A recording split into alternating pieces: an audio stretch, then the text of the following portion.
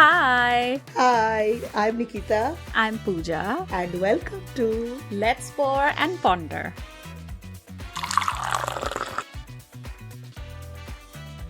So, what are as you can- drinking today? That's what I was about to say because in my camera it's visible that my cup is already half full, not half empty. But it is Oh. actually half empty because it was full and I've already had half of it. But what are you having? I'm having a soya milk latte.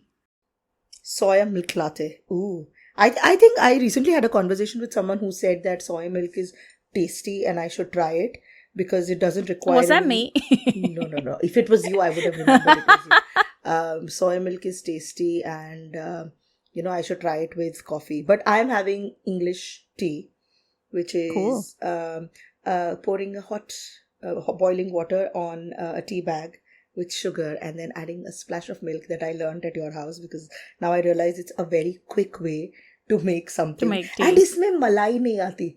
My only gripe with chai is that it has malai, which is why I also drink my coffee with frothed milk. I don't make regular coffee. It's the Yeah. malai that's the Look, problem. I have frothy milk. So today you're having coffee. And how did that happen? Like, how did we reverse the roles? Because I don't know this I because feel like I'm the wanted- chai person and you're the coffee person. I wanted to use this cup, and this cup seems too dainty, cute for coffee. I think it's that's a tea true. cup.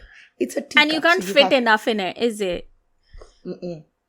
You can't, And just the look ridges- at how the in ridges sync we are, yeah. like with the pink on our cups. Like this wasn't decided at all. at Cheers. all. There you go. Here Mine is we too go. far away to do it. That's okay.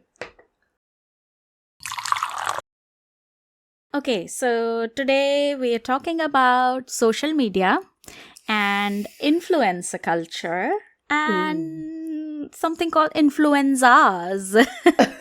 And our thoughts and opinions on it. Yeah. Also because we are a part of the social media jungle.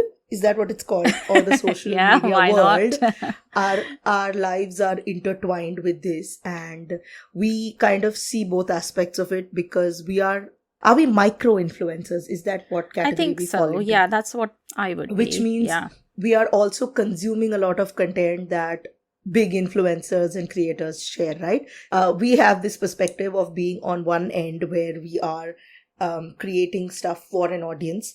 At the same time, we are also a part of the audience that is consuming the content, other creators, and like we get to see what is cringe or what is working, and maybe we are doing some of it, maybe we are not, whatever.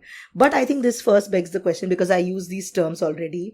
These terms, content creator, influencers, and this influenza. How would you, according to you, who or what makes someone a content creator and an influencer? Is there a difference or not? Or what is your opinion on this? I think with influencers, I think people tend to say that anybody who has some sort of following online and is, showcasing products and, stuff like that, or I don't know, sharing knowledge in some form of way that leads to people buying things is an influencer. That's what I feel it is. What do you think? So if you say any sort of following, would that include someone with a private account who has only their friends and family? If you see, kids these days also have around 1,500 to 2,000 friends. I don't know how anyone has that. I don't But- think that's the case. It has to be a public account, and obviously you're basically coming there in a way, just not just sharing your journey, but also then sharing products that you like. For me, for instance, it's like the clothes that I bought myself, or that I'll share links to some brands that I work with. But then I'm quite picky and choosy on who I work with. I don't just like go ahead and take everything from everyone who is offering me something. So I think that's where many people can draw the line, but sometimes don't, and just like promote anything and everything. So let's put it this way. Technically, Everyone has the capacity to influence other people. It can happen in a small setting in a living room where one person has really strong opinions and they are talking about, say, a religious topic or their review of a movie, and they have the capacity to change someone else's mind or influence their opinion just by what they're saying. In that sense, and in social media terms, an influencer would be somebody who does this with the intention of influencing people. Yeah, that's a very good description. Yeah. Here is what I believe, and this is why you should believe it too. So whether it comes to products, services, or say someone's trying to sell something of their own, or for a brand, like you said, or something that they like, all of that, I think it has to be intentional. So then, who is a content creator? I think someone who's just creating content without that intention of selling anything or changing somebody's mind. Or someone who's just, I don't know, funny, making people laugh and those kind of things. I find it very confusing, both the terms, because they're so closely linked. So entertainers are purely content creators. They are not trying to push something in your face, right? Yeah, but then I feel like there are so many people in my line of things, let's say fashion, travel and things like that, and they are calling themselves content creators. Then why aren't they calling themselves influencers? Because I feel like the term is so hated around here that's why everyone's like, I'm a content creator, I'm a digital creator. I personally like to call myself a blogger because I have a blog. I love to blog. That's what usually I also tell that is people. That was my intention to open my social media page, because I have had to promote my blog. So in that sense, I like to call myself a blogger, but if I've influenced even one person, hey, I'm an influencer. I think everybody is an influencer in this day and age. If you have even 10 followers, you can influence. The only difference between someone with 10 or 100 or 1,000 followers and someone with like 100,000 or a million followers is that people with those big numbers can get paid to influence others. And people with smaller numbers will probably not get paid money, but will get paid in stuff to influence people also. Yeah. But yeah. I think also that all influencers are content creators, because you can't influence people on social media, especially without having content. But as you were saying something about comedians and people who create funny stuff, there are people who bring politics into comedy, who have political comedy, satire, who have their commentary, even though it seems like the intention is to make people laugh, but it is on serious subjects, on issues in society and all of that. So in a way, they are trying to influence people, but they're not trying to sell something. Maybe they're it's very to subtle. Their show. It's really subtle. But they're trying to change people's mind. Hey, if you think like this is what you're promoting, or this is what your beliefs are leading to. Yeah.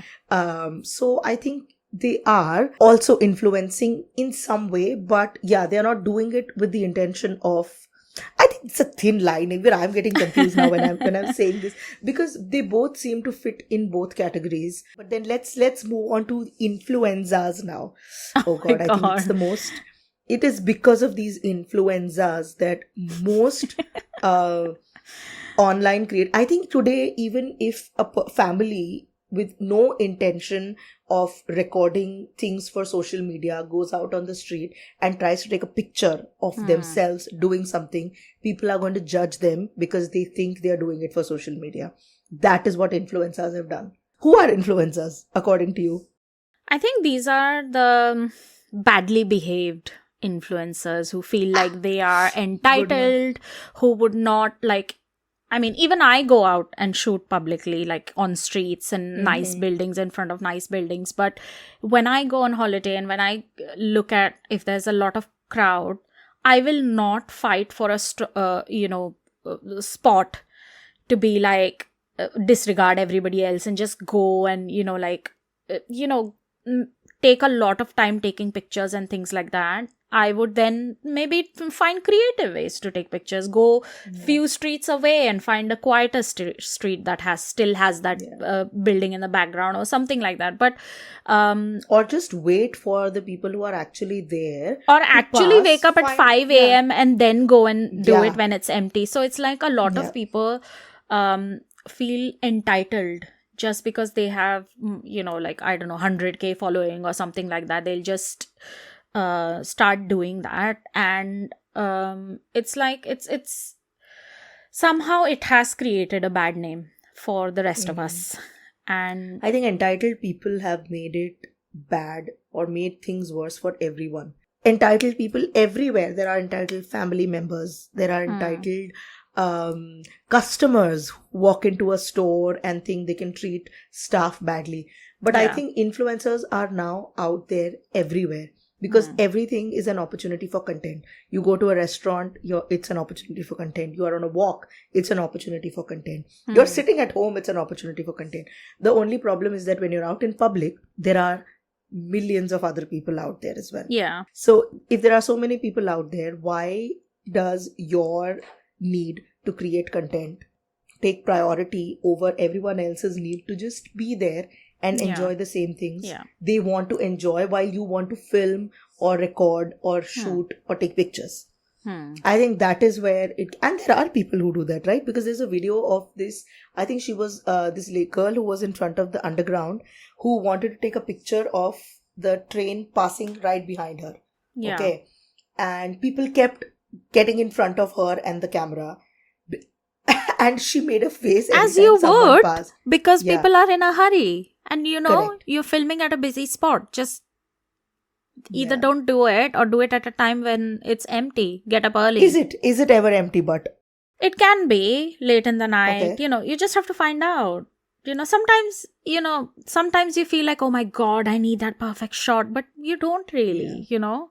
I just, I find it so difficult, especially with, a lot of people ask me how I do it. And I feel like, sometimes I'm not that fussed about how perfect it looks, because it's like, when we went to New York, I remember we were there trying to film this Grand Central Station. So iconic, so nice. And then I was like, I stood there for a few seconds thinking, oh my God, I'm never going to have this space clear, because of course it's like a travel hub. People are going in and out. So I found a little space which was practically empty. There were other people who were shooting on the other side as well.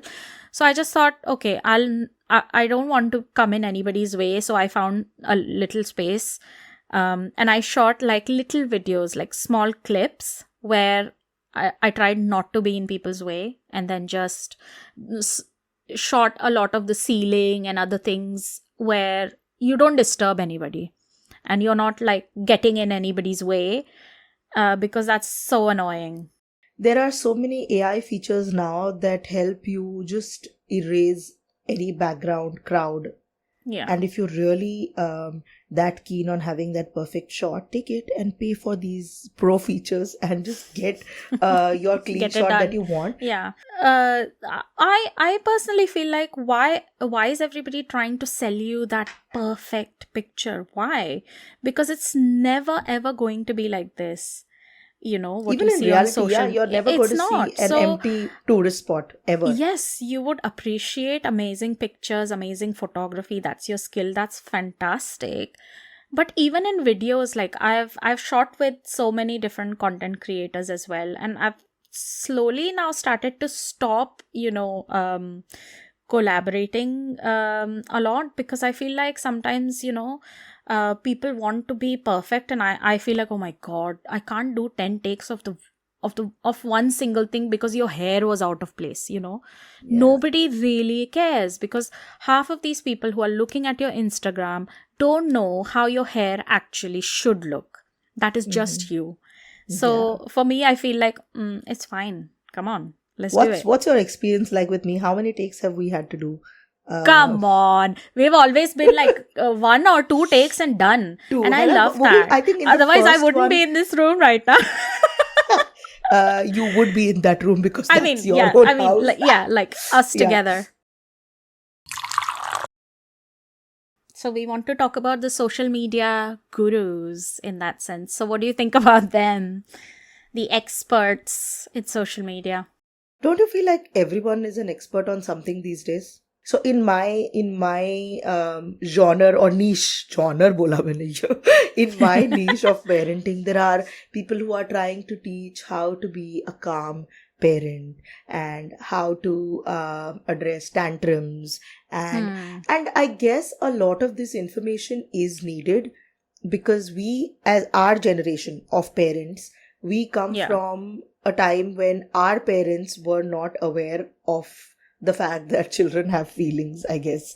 They just treated children as objects. So a lot of our parenting initially comes from mimicking what our parents were like with us. And a lot of us then use anger, bribery, manipulation as a tool with our children. So, yes, there is a need for this revolution in how we parent our children. Hmm. But what is the qualification for somebody to teach others? Like just a K in your number, is that your certificate? कि भाई हमारे इतने 1,000 followers है, and just because I have so many 1,000 followers, I am qualified to say whatever, and you have to believe it. There is no room for questioning all this. Mostly also because nobody is going and actually seeing how these people are dealing with their own children. We have to I take their would word for it. love to be a fly on the wall in, some of these houses where they claim that gentle parenting and these kind of things, they're teaching and saying this is how you can be. Where I would love to be a fly See, on so the wall again, to see gentle parenting whether is, you follow what you're preaching. many of them, okay, not all, many of them do admit that it's not possible for them also to be 100% gentle all the time because they are also learning. And I think what annoys me is that people are not sharing their experiences and tools. They are trying to teach others ki, hey, you, not that I did this and it worked for me is one thing, but here is what you should do, and I can teach you more. Here is how many 1,000 rupees of your hard-earned money is it's going to take for me to to build a community, to share my knowledge with you. Agar if the motive is truly altruistic, like keep money aside, just help people out there. Yeah. Right? Then there are these long courses like 3 weeks ka course. If it is that easy to become something in 3 weeks, then colleges will be shut. Right. And there are so many life coaches these That's days. the next one. Where did they come from? Like the concept. Where did it come from? All of a sudden, all over your social media, you have these people who are life coaches. They're teaching you how to live life. Have you seen this show called Mom? No. Okay, it has Anna Faris and I don't know the name of the other actress, but she's also amazing. Yeah. It's the story of alcoholic moms who had their children at 15. And because alcoholism was the root of this, they go to AA meetings, and it's about their lives and the lives of other people who are not necessarily moms, okay? But the main characters are mother and daughter, okay? Which is why the show is called Mom. Usme the oldest mom, becomes a life coach suddenly one day because she does some certification, and her daughter is like, you should not be coaching people, you have no direction in your own life. And while I agree that a lot of people, including myself, could use a life coach, I just go to a tarot reader instead. But the fact that people are I don't know, sometimes it feels like a scam. Because it does, doesn't it? What are they? Aren't they therapists in a way? Or no, they can't claim to be therapists because you need a... So I personally know one person who is a life coach. I don't know if life coach is the term she uses, but what she says is she will understand where you're at in your life. She will try to see what your strengths and weaknesses are and guide you as to career-wise or whatever should be your the right direction, the right path that you should choose. So maybe it's like a career coach, I think, is a more better term. But I think life coaches also help people with their personal issues and with, I don't know, relationships really, and stuff like that. They talk about everything. So yeah, but maybe it's also a failure to on my part to understand what it is that they do. but or it's because everybody is selling on Instagram, that they say that, here we are, this is our course, just buy it. You would feel much more confident if you went into a doctor's office and you sat there in a proper setup, because they have invested money into it. And otherwise, because Instagram account is free, I think most of my cynicism and lack of trust comes from the fact that anybody can do it. Yeah. And there is yeah, no yeah. way to check if they are genuine or not. And you're essentially opening yourself up to a stranger who you don't know, Which you would, even if has you're the going... qualification to help Yes, you or I think, not. yeah, So, that's the more important So, part, not yeah. the stranger. Because when you go to a No, doctor, of that course, person yeah. is essentially also a stranger, but there are hundreds Also of a people stranger. But at least you vetting know you them. can trust your doctor. But sometimes you can't trust a doctor as well. But you know what? Yeah. Oh, But again, what do you such- think about the social media gurus, though? Oh my God, I feel like every other person is trying to teach you how to do social media these days. It's like, follow me for more social media advice. Oh, here are 100 hooks you can use. Comment this to get my guide with 50 hooks. Yaar, if ek to, first of all, nothing is wrong with the hooks, okay? But if everyone is using the same hooks, it's getting repetitive, which is also why I kind of don't enjoy repeating trends. Because by the time it becomes a trend, so many people have done it that there is no novelty. Because when you see, even especially the songs, if you see a song start, the Asoka reel, the makeup reel, when the music starts, somebody's going to put on makeup. And like I was telling my friend the other day, it's the transitions are so annoying that ऐसा भी नहीं हो रहा है कि अच्छा clean face से you do this and there is foundation, then you do this, there is eyeshadow, then they do this and everything is gone. Why? Yeah. Why are you going backwards? Like, you put something on, let the transition take you to the next step. Right? Are you putting on makeup and taking it off? It's so annoying. It's so constant. Sorry, my mic. But then again, it also then brings back, you never know what will start trending suddenly. Because this Ashoka song, when was it released? That movie? I was in 9th or 10th standard. So 2000. Exactly, like we were so young, yeah. and then, I mean, the songs were nice. I don't know about the movie, but then, it just, I had like my colleagues and, people from here, England, asking me like, have you heard about this song? And I was like, yeah, I know. Then I had to, because they had seen the reels and the TikToks of the makeup doing shoo. And I was like, okay. So then I had to then sit there and explain to people what this Ashoka was and what was this all about and the song. Do you remember what it was about? Do you remember the history? I just remember that it was from the Shah Rukh Khan and Kareena Kapoor movie. And then It was a period movie. It was a period Asoka, drama with this Asoka, the emperor, and she was some, I don't know, village girl or something, and she's dancing under a fountain or no, not fountain, waterfall and something like that. Which was also the Kareena Kapoor overacting era, right? Like, if you see her now, she is so I'm so glad you said that. She is so different. I recently saw a reel of Hrithik Roshan making fun of himself. And how he acted in Main Prem Ki Diwani Hoon, okay, and Kareena Kapoor that was like the peak of annoyance. Refugee, Main Prem Ki Diwani Hoon, Asoka. I think these are the 3 movies of Yadein. I have never seen it. I think it's a Hrithik Roshan movie, but I've still not seen. I don't know why. But I think these are movies that even they will regret. It wasn't good. But I think Omkara was where she transformed, and Chameli. Oof. Yeah. Beautiful. Anyway, we've digressed enough, but do you think if you and I, after we have like 10 episodes out and our podcast is doing well, if we start a course on how to start your own podcast, a 3-month step-by-step guide on the work you need to do, the planning you need to do, will it sell? Yes, because people are buying them. And what if there are so many people, there are millions of people out there, and there are so many people who are buying into anybody and everybody. People like some of these gurus don't even have the following.